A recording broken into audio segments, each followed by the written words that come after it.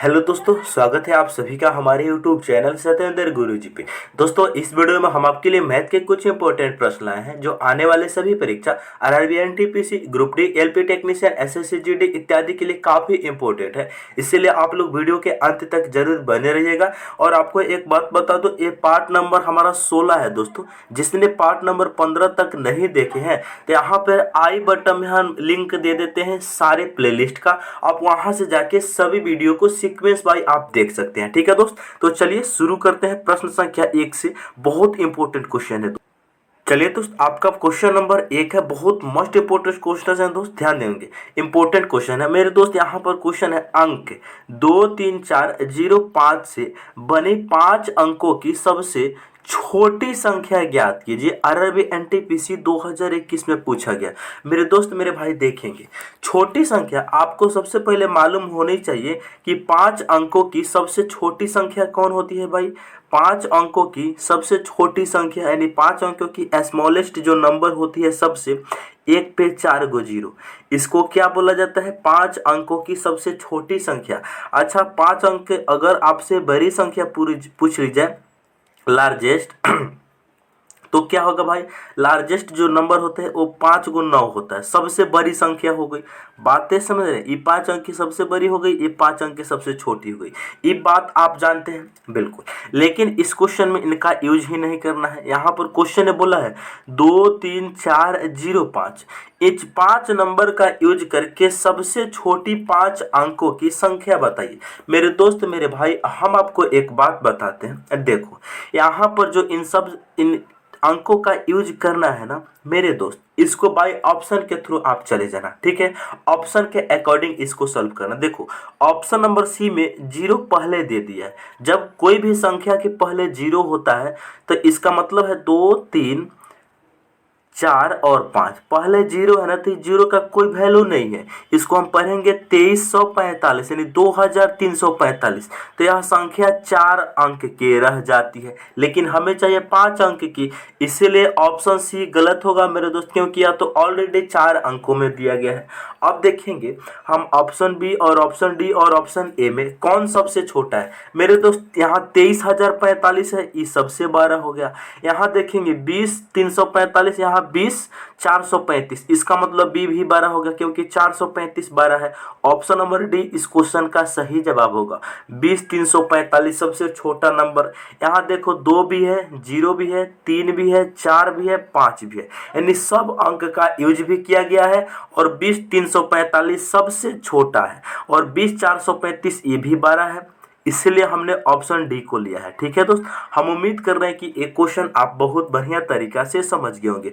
अगर नहीं समझे तो तुम चाहो तो तुम ऐसे भी बना सकते हो। देखो, इसमें सबसे छोटा नंबर को पहले ले लो। सबसे छोटा नंबर 0 जैसे ही तुम लोगे तो ये 4 अंक की संख्या बन जाएगी, इसीलिए 0 तुम ले नहीं सकते, इसीलिए सबसे छोटा 2 लेना होगा।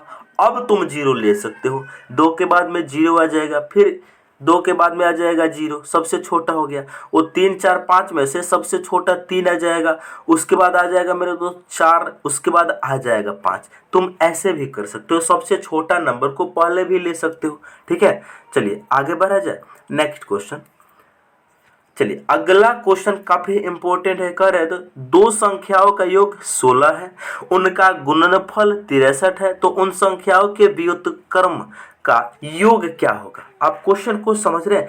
आरआरबी एनटीपीसी देखो 2021 का क्वेश्चन है, शिफ्ट फर्स्ट स्टेज फर्स्ट में पूछा गया है। मेरे दोस्त मेरे भाई, क्वेश्चन क्या कह रहा है? दो गो संख्या है, उनका योगफल कितना है? 16 है, तथा गुणनफल कितना है? 63 है। मान लेते हैं पहला संख्या है x और दूसरा संख्या है y। इन दोनों का योगफल कितना है भाई? x प्लस वाई कितना है? 16 है। और दोनों का गुणनफल कितना है? x गुना y, गुणनफल कितना है? 63 है। क्वेश्चन ने बोला है इन संख्या का व्युत्क्रम का योग, यानी एक संख्या जो x मान है, दूसरा संख्या जो y मान है, इनका योगफल यानी उल्टा का योगफल बताना है। व्युत्क्रम, व्युत्क्रम का मतलब हो उल्टा। 1/x प्लस 1/y का मान बता दीजिए। यही क्वेश्चन हम लोगों से पूछा गया है। बातें समझ रहे कि नहीं? क्वेश्चन पूछा गया है 1/x यानी उल्टा प्लस 1/y का वैल्यू क्या होगा। मेरे दोस्त मेरे भाई हमने अभी आपको बताया, यानी इनका व्युत्क्रम का योग निकालने के लिए इनको सबसे पहले फ्रैक्शन के रूप में सॉल्व कर लो। x और y का एलसीएम लोगे तो एक्स वाई होगा। अच्छा, x से x कटेगा, यहाँ बचेगा y, प्लस y से y कटेगा, यहाँ बचेगा x। अब देखो दोस्त, यहाँ पर आपके सामने क्वेश्चन में एक्स वाई दो संख्या का गुणनफल 63 दिया है, तो 63 लिख सकते हो बिल्कुल। और x प्लस वाई या y प्लस x कितना दिया गया है, 16 दिया है, तो 16 लिख सकते हो। तो 16/23 इस क्वेश्चन का सही जवाब हो जाएगा मेरे दोस्त। हम उम्मीद कर रहे हैं कि ये क्वेश्चन आपको समझ में आ गया है। 16/63 ऑप्शन नंबर ए में दिया है। इस क्वेश्चन का सही जवाब ऑप्शन ए होगा। ठीक है दोस्त, उम्मीद है कि आप इस क्वेश्चन को जरूर समझ गए होंगे। आगे बढ़ा जाए, चलिए नेक्स्ट क्वेश्चन है मेरे दोस्त 3 नंबर। जैसे 8/6, 6/4, 5/3 और 9/5 है ना।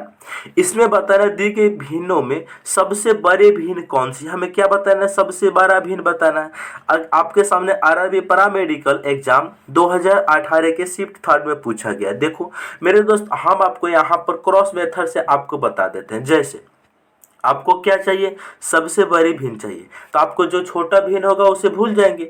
जैसे मेरे दोस्त यहाँ देखेंगे 8/6 और 6/4 में देखेंगे कौन बड़ा है और कौन छोटा है। ठीक है, 8/6 और 6/4 में देखेंगे कौन बड़ा है कौन छोटा है। ठीक है मेरे दोस्त, आपको क्या करना है, इसको क्रॉस गुना करना होता है। ठीक है, क्रॉस गुना करेंगे तिरछा तिरछा। 4 गुना 8 करेंगे तो 8 चौका कितना हो जाएगा, 32 हो जाएगा। 6 गुना 6 करेंगे कितना हो जाएगा, 36 हो जाएगा। ये बताइए 32 बड़ा कि 36 बड़ा, तो मेरे दोस्त 36 बड़ा। इसका मतलब है 36 रिप्रेजेंट कर रहा है 6/4। इसका मतलब 6/4 है ना, 8/6 से बड़ा है। हमें क्या चाहिए, सबसे बड़ी। तो ई क्या आ गया, छोटा आ गया, ई क्या आ गया, बड़ा आ गया। तो हम छोटा वाला को नहीं लेंगे, हमें क्या लेना है, 6/4 अभी तक बड़ा है।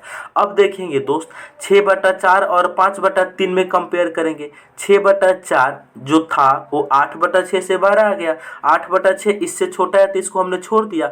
अब हम देखेंगे 5/3 में कौन बड़ा है कौन छोटा है। मेरे दोस्त फिर से वही क्रॉस गुना करेंगे।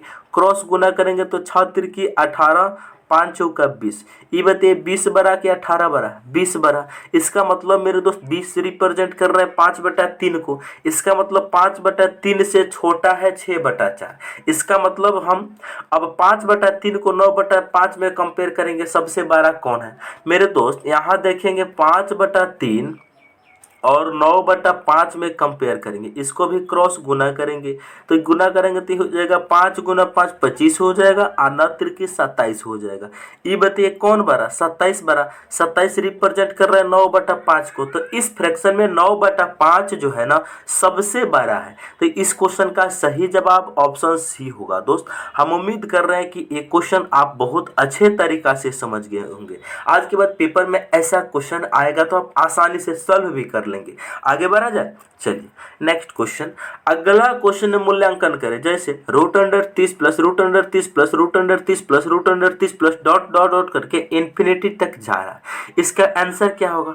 आरआरबी ग्रुप डी 2018 का क्वेश्चन है मेरे दोस्त। जब भी इस वैरायटी का क्वेश्चन आपको जिंदगी में कहियो मिले, रूट के ऊपर रूट करके इन्फिनिटी तक जाए, तो जो भीतर नंबर लिखा होता है ना, उस नंबर को ऐसे 2 पार्टों में तोड़ेंगे लगातार, ऐसे 2 लगातार पदों में तोड़ें कि जिनके गुना करने पर 30 आ जाए, लेकिन उन दोनों संख्याओं के बीच का अंतर 1 होना चाहिए। जैसे 5 गुना 6 लिख सकते हैं, 6 पचे 30।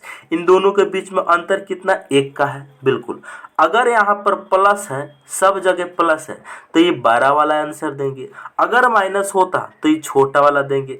इस क्वेश्चन में मेरे दोस्त प्लस है, क्या है, यहाँ पर प्लस है तो बड़ा वाला आंसर क्या हो जाएगा, 6 किस ऑप्शन में है, ऑप्शन सी में है। इस क्वेश्चन का राइट आंसर ऑप्शन सी होगा। हम उम्मीद कर रहे हैं कि एक क्वेश्चन आप बहुत अच्छे तरीका से समझ गए होंगे। दोस्त उम्मीद है कि आप इसको समझ गए होंगे। आगे बढ़ते हैं, अब हम लोग चलेंगे। नेक्स्ट क्वेश्चन कह रहे हैं 5 नंबर।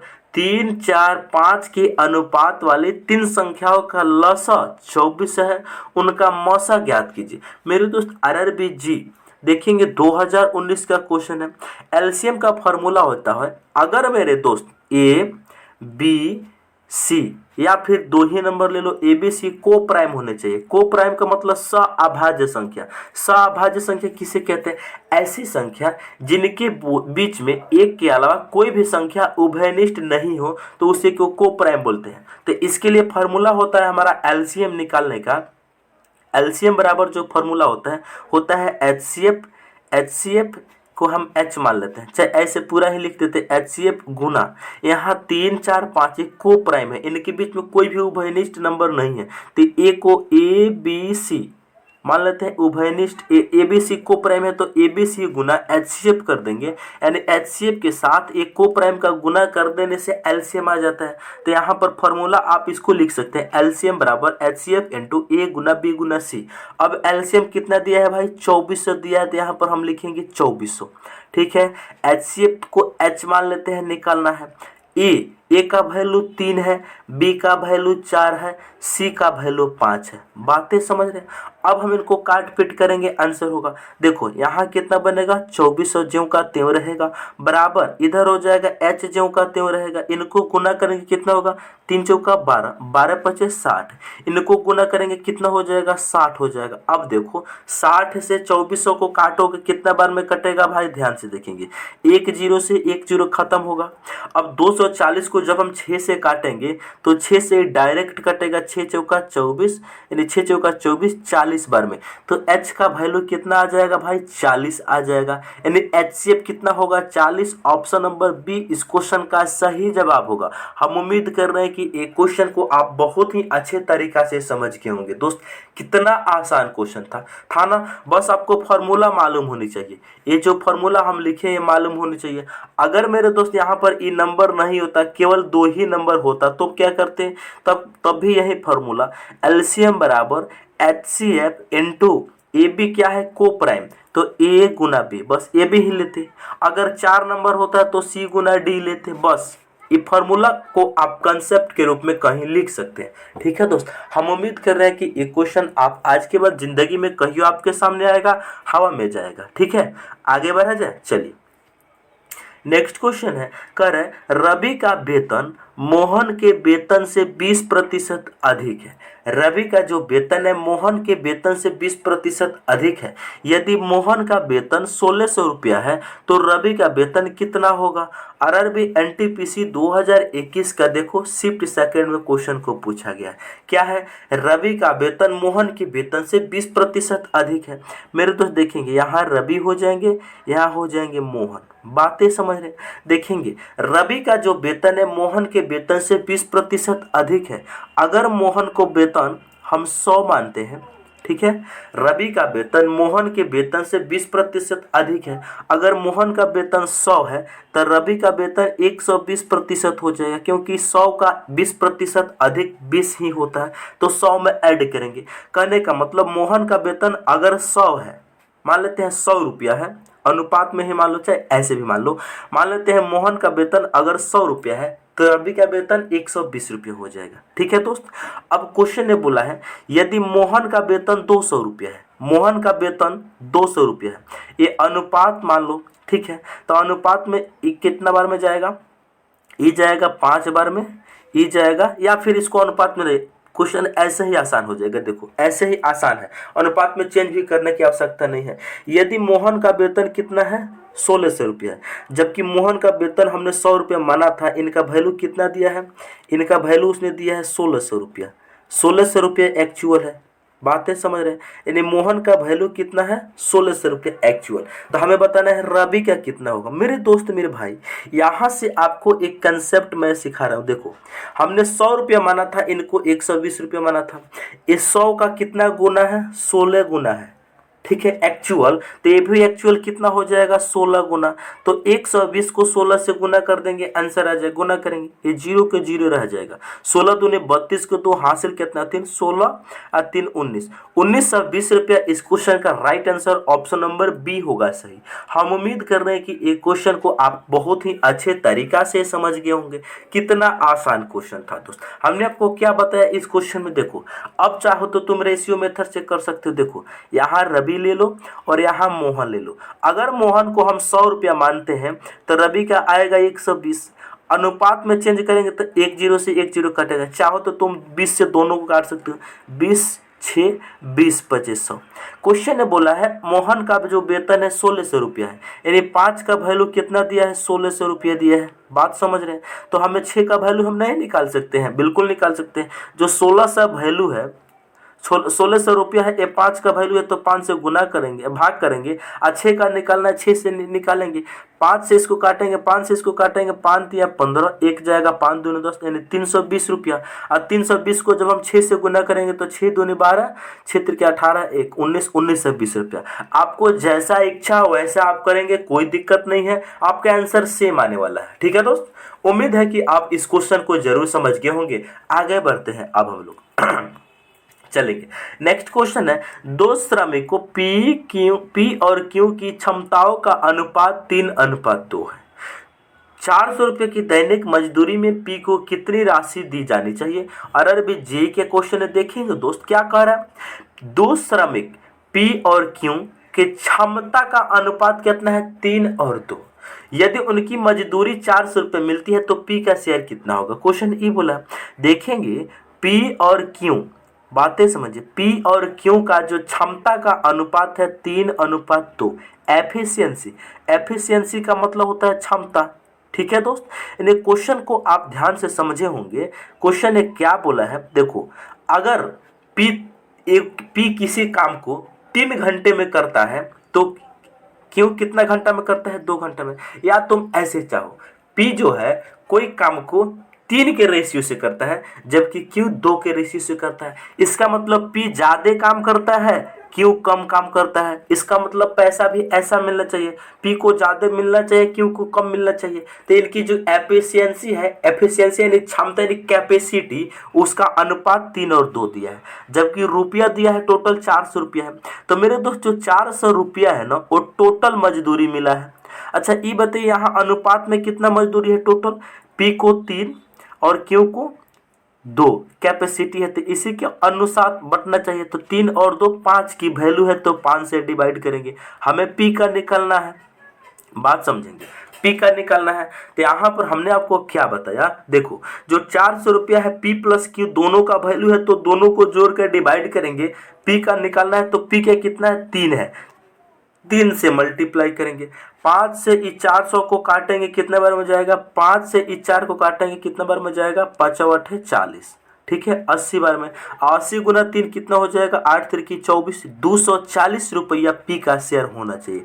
240 रुपया किस ऑप्शन में दिया है, ऑप्शन ए में दिया है। हम उम्मीद कर रहे हैं कि एक क्वेश्चन को आप बहुत अच्छे तरीका से समझ गए होंगे। दोस्त क्या करना है, कैसे करना है, एक बार और समझिए। हमने आपको बोला मेरे दोस्त पी और क्यू का जो एफिशिएंसी का रेशियो है ना, क्षमता का रेशियो है 3 और 2 के बीच में, यानी एफिशिएंसी का रेशियो है मेरे दोस्त।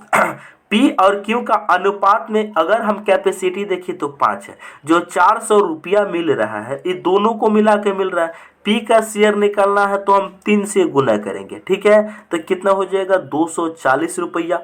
ऑप्शन नंबर ए इस प्रश्न का सही जवाब होगा। ठीक है दोस्त, हम उम्मीद कर रहे हैं कि ये क्वेश्चन आप बहुत ही अच्छे तरीका से समझ गए होंगे। आगे बढ़ा जाए, चलिए नेक्स्ट क्वेश्चन। अगला question 8 number most important question है दोस्त। रेलवे एग्जाम के लिए आप इसे टिक करेंगे, चाहे एसएससी का एग्जाम दे, चाहे सीजीएल का एग्जाम दे, चाहे मेरे दोस्त एमटीएस के। यहाँ पे जो हम कंसेप्ट सिखाने वाले हैं ना, आज के बाद जिंदगी में कहियो आपको भोर नहीं पड़ने वाला है। आप इस क्वेश्चन को ध्यान से सीखेंगे। क्वेश्चन कर रहा है, एक थैले में 2 रुपया, 5 रुपया और 10 रुपया के सिक्के 5 7 8 के अनुपात में है। सिक्के, रुपया नहीं, जिनका कुल मूल्य कितना है, 1250 रुपया है। तो थैली में 5 रुपया के सिक्कों की संख्या कितनी है? आरआरबी ग्रुप डी में क्वेश्चन इतना मस्त क्वेश्चन पूछा गया। तो क्वेश्चन जो है उसको पहले समझने का प्रयास करेंगे। क्वेश्चन क्या है, 2 रुपया, 5 रुपया, बातें समझिए, और 10 रुपया। ठीक है मेरे दोस्त, ये टैग को हम मिटा देते हैं, इससे कोई आपको दिक्कत नहीं ना होगी हो।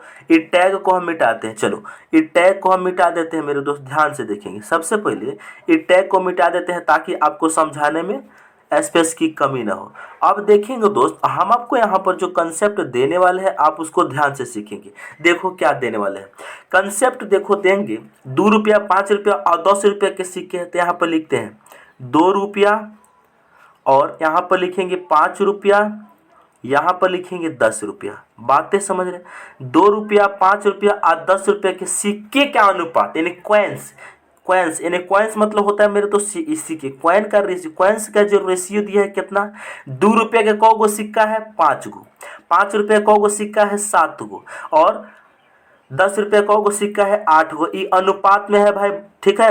यानी कुल मिला के क्वाइंस, यानी क्वाइंस का मतलब ये क्या है कि 5 गो सिक्का है 2 रुपये के, तो कितना रुपया है आप निकालेंगे। क्वेश्चन दिला जिनका कुल मूल्य है 1250 रुपया। अब मेरे दोस्त यहाँ पर मूल यानी वैल्यू निकालो, इनका वैल्यू, वैल्यू का मतलब क्या होता है, इनका मान, मान कितना होगा, जबकि क्वेश्चन में कुल मूल्य दिया है, कुल वैल्यू दिया है। यानी देखो दोस्त, आपको सबसे पहले जो रुपया दिया गया है उसे लिख लेंगे, उसके बाद क्वाइंस जो अनुपात दिया है उसे लिख लेंगे। अब हम वैल्यू में चेंज करेंगे। देखो आपको कहा जाए कि मेरे दोस्त हम 2 रुपया के आपको 5 गो सिक्का दे रहे हैं, तो आपके पास कितना रुपया होगा, आप तुरंत इन दोनों को गुना कर देंगे। हम 2 रुपया के 5 गो सिक्का देंगे तो 5 दूनी 10 रुपया होगा। बात समझ रहे हैं, अनुपात में। अच्छा, हम आपसे कहें दोस्त 5 रुपये के 7 गो सिक्का आपको दे रहे हैं तो कितना रुपया आपके पास होगा, 7 पच्चे 35 रुपया टोटल होगा। अच्छा मेरे दोस्त, हम आपको कहें कि 10 रुपये का हम 8 सिक्के दे रहे हैं तो आपके पास कितना होगा, 10 बटे 80 रुपया होगा। ठीक है दोस्त, जबकि क्वेश्चन ने कितना बोला है, 1250 रुपया बोला है। यहां से आप एक कंसेप्ट सीखेंगे दोस्त। देखो, अगर हम इन वैल्यू को अनुपात में जोड़ेंगे तो कितना होगा, 10 और 35 45, 45 में 80 को जोड़ेंगे तो 125 होगा, जबकि अनुपात में 125 हो रहा है, जबकि क्वेश्चन में अकॉर्डिंग कितना दिया है, 1250 रुपया दिया है। ठीक है, यानी जो 1250 रुपया दिया है ना वो 125 का वैल्यू है, तो हम 125 से डिवाइड करेंगे। जो 1250 रुपया टोटल दिया गया है मेरे दोस्त, जबकि अनुपात में जोड़ रहे हैं वैल्यू तो कितना है, ये रुपया है, ये भी रुपया है, तो अनुपात में जोड़ रहे हैं तो 125 आ रहा है, तो 125 से हम डिवाइड करेंगे। हमें पूछा है 5 रुपया के सिक्कों की संख्या, 5 रुपया के सिक्कों की संख्या। मेरे दोस्त 5 रुपया के सिक्कों की संख्या कितना है, 5 रुपया के जो सिक्के की संख्या है कितना, यहाँ पर देख रहे हैं 7 गो है। कै गो है, 7 गो है, तो हम यहाँ पर 7 से गुना कर देंगे। अब हम इन्हीं को सॉल्व कर लेंगे, हमारा आंसर आएगा। देखो मेरे दोस्त, 125 से हम 1225 को काटेंगे तो ये 10 बार में जाएगा, और 10 गुना 7 करेंगे कितना होगा, 70 हो जाएगा। यानी कितना है, 70। ऑप्शन नंबर सी इस क्वेश्चन का सही जवाब हो जाएगा। हम उम्मीद कर रहे हैं कि एक क्वेश्चन को आप बहुत ही बढ़िया तरीका से समझ गए होंगे दोस्त। नहीं समझे तो एक बार और समझाता हूं मेरे दोस्त। हमने आपको क्या बताया उसको ध्यान से सीखेंगे, जो हमने बताया उसको आप ध्यान से सीखेंगे। देखो, सबसे पहले ये टैग को मिटाते हैं, टैग को मिटाते हैं, यानी ये टैग जो लिखा हुआ है ना, इनको मिटाने दीजिए हमको, तब आपको अच्छे से हम इनको समझा पाएंगे। हमने आपको जो कंसेप्ट दिया वहाँ पे आपने ध्यान दिया कि नहीं दिया। देखो, हमने आपको बोला यहाँ पर सिक्के कितना है, 2 रुपया का है। देखो, यानी 2 रुपया, 2 रुपया अनुपात में 5 रुपया, अनुपात में 10 रुपया। ठीक है दोस्त, यानी कि अब देखेंगे 2 रुपया के 5 अनुपात है, इनका है 7, इनका है 8। ये क्या है, ये जो है ये क्वाइन दिया है, क्वाइन, COIN, क्वाइन की हिंदी में लिख देते हैं सिक्का है, यानी ये सिक्का दिया है भाई दोस्त, सिक्का का अनुपात दिया है। जबकि क्वेश्चन में क्या दिया है, मूल्य, मूल्य का मतलब टोटल रुपया दिया है, तो सिक्का को हम रुपया में चेंज नहीं कर सकते हैं, तो यहाँ भी सिक्का दिया, यहाँ हम मूल्य निकाल सकते हैं। मूल्य कितना होगा, हमने आपको एक ही बात बताया, अगर 2 रुपया के 5 सिक्के आपके पास हैं तो ये 10 हो जाएंगे। अच्छा, 5 रुपये का 7 सिक्के हैं तो गुना करेंगे तो 35 हो जाएंगे। 10 रुपये का 8 सिक्के हैं तो 8 दे 80 हो जाएगी। इनको अनुपात में जोड़ेंगे तो 10 और 35 45 80 125 हो जाएगा रुपया में, यानी मूल हो जाएगा अनुपात में। जबकि क्वेश्चन के अकॉर्डिंग टोटल 1250 रुपया दिया गया है, ये किनका वैल्यू है, 125 का वैल्यू है। हमें 5 रुपये के सिक्के की संख्या बताना है, तो 5 रुपये के सिक्के की संख्या है कितना, 7, इसीलिए हम 7 से गुना करेंगे तो ये कितना आ जाएगा, 70 रुपया आ जाएगा। इस क्वेश्चन का सही जवाब कितना, 70 होगा। यानी 5 रुपये के सिक्के की संख्या कितना आ गया, 70 आ गया। हम उम्मीद कर रहे हैं कि एक क्वेश्चन को आपने बहुत ही अच्छे तरीका से समझ गए होंगे दोस्त। आगे बढ़ा जाए, चलिए नेक्स्ट क्वेश्चन की ओर अब हम लोग बढ़ते हैं। क्वेश्चन कह रहा है, उसको ध्यान से सुनेंगे। कह रहा है ए से बी तक एक कार की चाल 60 किलोमीटर प्रति घंटा है तथा वापस की चाल 40 किलोमीटर प्रति घंटा है, कार की औसत चाल किलोमीटर प्रति घंटा में कितना है? आरआरबी एनटीपीसी का क्वेश्चन है दोस्तों, बताना है। हमने आपको बता रखा है अगर ऐसा क्वेश्चन कभी भी आएगा तो एवरेज स्पीड, एवरेज ए से एवरेज और एस से स्पीड निकलना है, तो इनके लिए फॉर्मूला होता है 2xy अपान x प्लस वाई। बस इसी पे वैल्यू पुट करेंगे, आंसर निकालेंगे। क्वेश्चन सबसे पहले आपको समझाते हैं। देखो मेरे दोस्त, यहाँ क्या है? a है, यहाँ क्या है? b है, कोई दूरी है a और b, इनके बीच में कोई व्यक्ति जाता है a से b, कितना के स्पीड से? 60 किलोमीटर प्रति घंटा के स्पीड से जाता है, जबकि वापस वह आता है, जो वहीं से वापस ए तक आता है 40 किलोमीटर प्रति घंटा के स्पीड से, यानी घटा दे रहा है। यानी पहली बार जा रहा है 60 किलोमीटर प्रति घंटा से, दूसरी बार आ रहा है 40 किलोमीटर प्रति घंटा की स्पीड से। ठीक है, हमें एवरेज स्पीड बताना है कि क्या होगा। तो इनके लिए एवरेज स्पीड का जो फॉर्मूला होता है वो होता है 2xy अपान x प्लस वाई। मेरे दोस्त, इसको आप कहीं भी लिख के रख सकते हैं, बहुत काम आने वाला है और ऐसा क्वेश्चन बहुत पूछा जाता है आपसे। ठीक है, तो एवरेज स्पीड निकालने का जो फॉर्मूला हमने अभी आपको बताया 2xy, क्या बताया उसको यहाँ पर हम लिख देते हैं। एवरेज स्पीड का फॉर्मूला हमने अभी आपको बताया 2xy अपान x प्लस वाई। इसी पे वैल्यू को पुट करेंगे। एवरेज स्पीड बराबर 2 गुना x के जगह पे जो स्पीड से जा रहा है 60, y के स्पीड यानी जिस स्पीड से वो आ रहा है 40, ठीक है, बटा x प्लस वाई, यानी 60 प्लस 40 कर देंगे, बातें खत्म। अब देखेंगे दोस्त, यहाँ पे 2 गुना 60 गुना 40 ऐसे है, ठीक है, बटा नीचे में जोड़ेंगे तो कितना हो जाएगा? 100 हो जाएगा। अब देखो काट पीट करेंगे मेरे दोस्त, 1 0 से 1 0 खत्म होगा, 1 0 से 1 0 कैंसिल होगा। हमारे पास कितना बचा? 2 गुना 6 गुना 4, कितना हो जाएगा? 2 छक 12, 12 चौका 48। कुल मिलाकर इनका एवरेज जो स्पीड है मेरे दोस्त कितना? 48 किलोमीटर प्रति घंटा। ठीक है, तो कौन सा ऑप्शन में दिया है? ऑप्शन सी में दिया है। हम उम्मीद कर रहे हैं कि एक क्वेश्चन को आप बहुत अच्छे तरीका से समझ गए होंगे। आज के बाद एग्जाम में कहियो क्वेश्चन आपके सामने आएगा ना, तो आप इस क्वेश्चन को जरूर सॉल्व कर लेंगे दोस्त। ठीक है, आगे बढ़ा जाए। चलिए नेक्स्ट क्वेश्चन और लास्ट क्वेश्चन कह रहा है, एक घन की सभी भुजाओं का योग 48 सेंटीमीटर है, तो इसका आयतन ज्ञात कीजिए। देखेंगे जी का क्वेश्चन है मेरे दोस्त। मेरे भाई, घन किस प्रकार से होता है? इस प्रकार से हम घन बना देते हैं। सबसे पहले देखेंगे घन इस प्रकार से होता है मेरे दोस्त, मेरे भाई, आपको हम बता रहे हैं कि जो घन में टोटल किनारा होती है वो कितना होती है, यानी घन में टोटल जो भुजा की संख्या होती है वो 12 होती है। ठीक है मेरे दोस्त, अगर हम एक भुजा को ए मानते हैं तो 12 भुजा होती है, तो 12 हो जाएगा। वही दिया है 48 सेंटीमीटर। अब हम फिगर को मिटा दे, कोई दिक्कत नहीं। वही क्वेश्चन दिया है कि 12a बराबर कितना? 48 सेंटीमीटर दिया है मेरे दोस्त। यहाँ से ए का वैल्यू कितना आ जाएगा? 48 को 12 से भाग करेंगे तो 4 सेंटीमीटर, यानी घन की भुजा 4 सेंटीमीटर आ गया। हमें वॉल्यूम बताना है। घन का आयतन क्या होता है मेरे दोस्त? ए का क्यूब्स होता है, यानी भुजा का क्यूब होता है।